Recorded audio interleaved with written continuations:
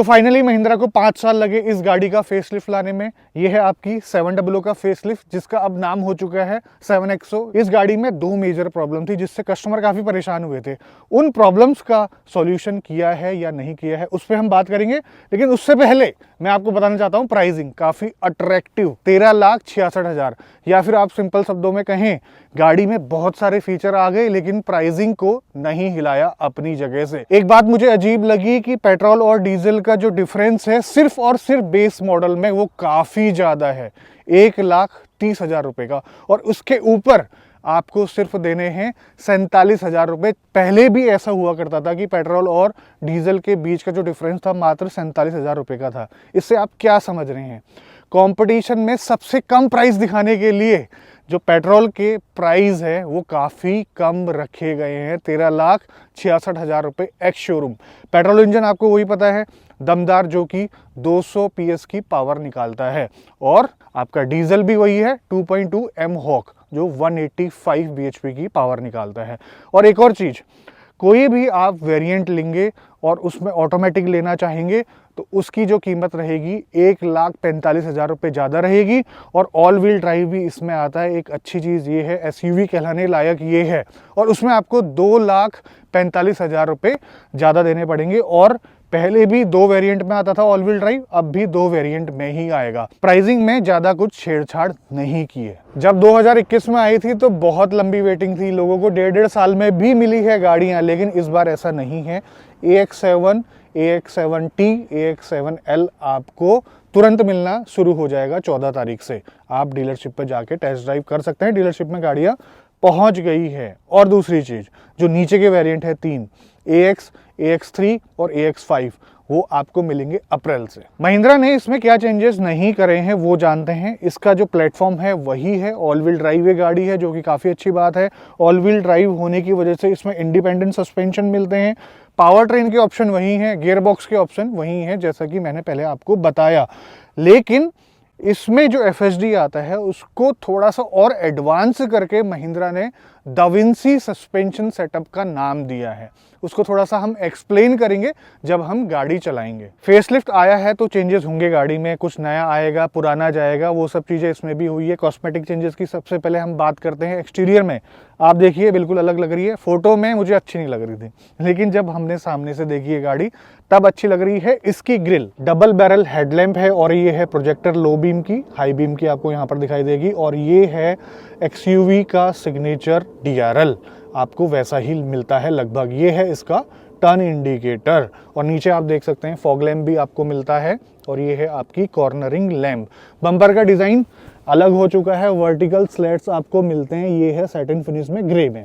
आपको 360 degree camera पहले से इम्प्रूव मिलेगा, ऐसा महिंद्रा का कहना है। लेकिन यहाँ पर एक चीज़ देखिए, ये गैप लग रहा है। हमने जब पहली बार गाड़ी को देखा ऐसा लगा कि यार ये खुला हुआ है, लेकिन ये खुला हुआ नहीं है एक्चुअली, और अंदर जो है कुछ जाएगा भी नहीं क्योंकि यहाँ पर रबर बीडिंग दी गई है, कोई टेंशन वाली बात नहीं है। अब आते हैं साइड की तरफ। साइड में आपको चेंजेस ये दिखेंगे कि ये जो क्लैडिंग है ये आपको ग्लॉसी फिनिश में दिखाई देगी, और नए अलॉय व्हील हैं, और इनका जो साइज है 19 इंच का है, लेकिन टायरों की जो चौड़ाई है उतनी है 235 mm की, और फ्लश डोर हैंडल आपको पहले से मिलते ही थे। महिंद्रा का कहना है कि इस गाड़ी की स्ट्रक्चरल सेफ्टी पर भी काम हुआ है, थोड़ा सा और मजबूत स्ट्रक्चर हो चुका है। BNCAP पे 5 स्टार तो ये गाड़ी लाएगी ही लाएगी।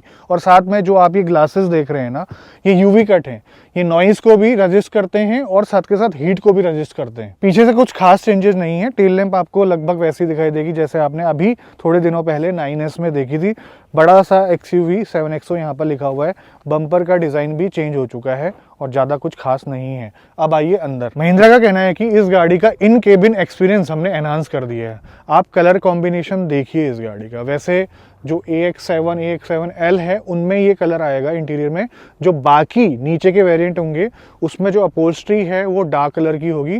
लेकिन हाँ, ये जो आपको टैन कलर दिखाई दे रहा है डैशबोर्ड में, डोर ट्रिम में, ये आपको वैसा ही मिलेगा। अब देखिए, मुझे कमेंट में बताना आप कि आपको कैसा लग रहा है। यहाँ पर सॉफ्ट टच वगैरह दे दिया है यहाँ पर ये लेकिन हार्ड प्लास्टिक है, ये भी हार्ड प्लास्टिक है। और बटन्स वगैरह लगभग आपको वही मिलते हैं जो पावर एडजस्टमेंट वाली सीट है, उसका जो प्लेसमेंट है वहीं पर है। और आप लेफ्ट में देखिए, जो आपने 9S में देखा था उसमें भी आपको 6 वे एडजस्टेबल सीट मिलती है को ड्राइवर वाली। इसमें आपको 3 मेमोरी फंक्शन भी मिलते हैं यहाँ पर, जो कि पहले भी मिलते थे। अब चलते हैं अंदर, आइए।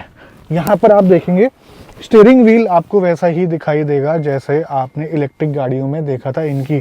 और जो उनका पैक 2 था ना, उसमें इस टाइप के बटन आते थे, वो टच वाला नहीं है, टच वाला नहीं दिया इन्होंने, जो काफी अच्छी बात है। 2 स्पोक स्टीयरिंग व्हील है, उसको भी रैप किया गया है सॉफ्ट टच मटेरियल से। स्टीयरिंग एडजस्टमेंट आपको टिल्ट टाइप भी मिलेगा और टेलीस्कोपिक टाइप भी। 3 स्क्रीन वाला लेआउट, 12.3 इंचेस की तीनों स्क्रीन है। मैं आपको ऑन करके दिखाता हूँ। एक चीज मुझे काफी अच्छी लगी, जो इन स्क्रीन्स की विजिबिलिटी है ना, वो काफी अच्छी है। अब आप कहेंगे यार सेफ्टी इसमें कॉम्प्रोमाइज होगी अगर ड्राइवर यहाँ से देखेगा, तो यहाँ से नहीं दिखाई देता। ये B6 में तो नहीं था, XEV 9e में भी और 9S में भी ऐसा ही था कि अगर ड्राइवर इस थर्ड स्क्रीन में देखना चाहे तो उसको दिखाई नहीं देगा। अगर को पैसेंजर यहाँ से देखेगा तब उसे प्रॉपरली दिखाई देगा। बटन्स वगैरह आपको नहीं मिलते हैं।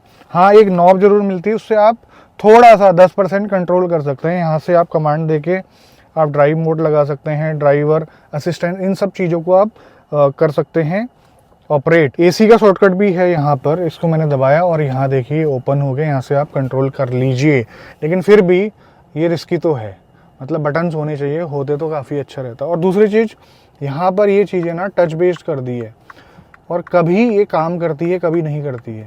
ऐसा होना चाहिए कि ड्राइवर को फीडबैक मिल जाए कि हाँ उस बटन ने काम कर दिया है। और इसमें जो अलेक्सा है ना, वो इंटीग्रेटेड है चैट जीपीटी से। Alexa, can I talk with chat GPT? Great, I am listening, please go ahead. एक और फीचर है इसमें जो कि दिन में दिखाई नहीं देता, वो है एम्बियंट लाइटिंग, जिसमें 16 मिलियन कलर से आप अपने हिसाब से चूज कर सकते हैं। और सबसे इंपॉर्टेंट बात पता क्या है, जो आपका 3 स्क्रीन सेटअप है आपको बेस मॉडल में भी मिलेगा। बेस मॉडल में आपको क्रूज कंट्रोल भी मिलेगा और एड्रीनो एक्स भी मिलेगा। इतने सारे फीचर है इसमें। ये है top of the line variant. इसकी जो स्क्रीन है, इसका जो रेजोल्यूशन है, क्वालिटी है, वो काफ़ी ज़बरदस्त है।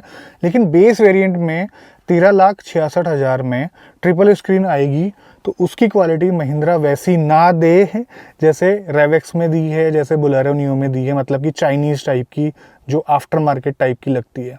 मतलब प्रीमियमनेस खत्म हो जाएगी गाड़ी की। थोड़ा सा ध्यान देना महिंद्रा। 700 में पहले सोनी का म्यूजिक सिस्टम आता था, इसमें अब आपको मिलेगा हरमन कार्डन का 16 स्पीकर के साथ। उसके बाद 540 डिग्री कैमरा, ठीक है, सराउंड सिस्टम, जैसे कि आपका डॉल्बी एटमॉस और डॉल्बी विजन, आपके अच्छे एक्सपीरियंस के लिए, एंटरटेनमेंट के लिए बहुत सारे इसमें आपको वो मिल जाएंगे फीचर, ताकि को पैसेंजर अगर यहाँ पर एंटरटेनमेंट करना चाहता है अपना, तो आराम से कर ले। महिंद्रा का कहना है इस बार हमने हाई डेंसिटी फोम का इस्तेमाल किया है, सीटों में पहले से ज़्यादा आराम मिलेगा। हम लॉन्ग ट्रिप में जाने भी वाले हैं इस गाड़ी में, वो चीज़ हम चेक करेंगे। बाकी रही चार्जिंग ऑप्शंस की बात, यहाँ पर इसको खोलते हैं। 65 वॉट की चार्जिंग USB-C पोर्ट से, और यहाँ पर USB-A का भी पोर्ट आपको मिल जाता है। और सीटों के पीछे देखिए बहुत ज़बरदस्त चीज़, यहाँ पर भी आपको 65 वॉट का सी पोर्ट, और इस सीट के पीछे भी आपको 65 वॉट का सी पोर्ट, और यहाँ पर आपकी डिवाइस लग जाएगी एंटरटेनमेंट के लिए। और ये जो इलेक्ट्रिक बॉस मोड वाला फीचर है ना, ये आपने 9S में भी देखा था, वो इसमें भी अब मिलता है। तो इसको अब मैं अपने ड्राइविंग पोजीशन के हिसाब से एडजस्ट कर लेता हूँ और आता हूँ मैं रियर सीट में। पीछे पता है खास बात क्या है, पीछे भी आपको वेंटिलेटेड सीट्स मिल जाती है। बटन देखिए आप, यहाँ पर आपको दिखाई देगा। और अंडर थाई सपोर्ट आप देख सकते हैं, मेरे हिसाब से थोड़ा कम है। अगर आपकी हाइट 5.5 फीट या फिर 6 फीट तक भी है अगर आप, तो आपको अच्छा मिलेगा। और इसको मैं रिक्लाइन कर सकता हूँ एक अच्छे एंगल में, आरामदायक एंगल में। और ये रहा मेरा आर्मरेस्ट, और पीछे आपको 2 ही एडजस्टेबल हेडरेस्ट मिलते हैं, ये आपको एडजस्ट करने को नहीं मिलेगा। और जो थर्ड रो है उसका भी जो एक्सपीरियंस है वैसा ही है जैसे आपको पहले 700 में मिलता था, मतलब कुछ खास चेंजेस नहीं है सीटों के कलर के अलावा। मैनुअल सनशेड आपको जरूर मिल जाएगी। रियर एसी वेंट तो काफी कॉमन बात है आजकल, लेकिन यहाँ पर आपको वायरलेस चार्जर भी मिलेगा। दिखाता हूँ मैं आपको बूट स्पेस, वो भी उतना ही है। 7 सीट जब अप हो जाती है आपको बूट स्पेस इतना ही मिलता है। और यहाँ पर आपको बूट के अंदर वाली लाइट मिल जाएगी। और अब मिसिंग चीज़ों की बात कर लेते हैं। सबसे पहले इलेक्ट्रिक टेलगेट इसमें नहीं है, और दूसरा इसमें रियर फॉग लैंप नहीं है। तीसरा एडास इसमें मिलता है 17 फीचर के साथ, लेकिन पीछे आपको उसमें रडार नहीं मिलते हैं। क्रॉस ट्रैफिक डिटेक्शन का फीचर इसमें नहीं मिलता है जो कि इसके कॉम्पिटिटर में आता है। और चौथा, इसमें स्लाइडिंग फीचर नहीं आता है सेकेंड रो में, इसके कॉम्पिटिटर में भी आता है और आपका जो इलेक्ट्रिक गाड़ी है 9S इन्हीं की उसमें भी आता है। अब बात करते हैं वो दो प्रॉब्लम जिससे परेशान रहे थे काफ़ी कस्टमर। पहला, सस्पेंशन से आवाज़ आना, मतलब कि डुक डुक डुक डुक डुक डुक डुक डुक इस टाइप की साउंड आती थी, वो सही नहीं हो पाई काफ़ी कस्टमर की। अभी भी बीच में इन्होंने बोला था कि अगर आप बुश चेंज कर देंगे तो वो प्रॉब्लम रिजॉल्व हो जाएगी, लेकिन काफ़ी लोगों के बुश चेंज करवाने के बाद भी नहीं हुई। लेकिन इसमें क्या है वो ड्राइव रिव्यू में आपको बताएंगे। लेकिन उससे पहले ये भी बता दूं आपको कि जो महिंद्रा XUV 700 के बाद के लॉट थे उसमें वो प्रॉब्लम नहीं थी। दूसरी बड़ी प्रॉब्लम ये थी कि ये जो स्क्रीन है ना, पहले वाली में सिर्फ 2 ही आती थी, वो भी ब्लैकआउट हो जाती थी। काफ़ी लोगों के सिल्वर बॉक्सेस चेंज हुए हैं, वायरिंग हार्नेस चेंज हुई है, काफ़ी परेशान हुए हैं लोग, क्योंकि यार आगे कुछ दिख नहीं रहा, कितनी की स्पीड में गाड़ी चल रही है, कितना फ्यूल है, कितना ये चलेगी, वो कुछ पता नहीं चलता था।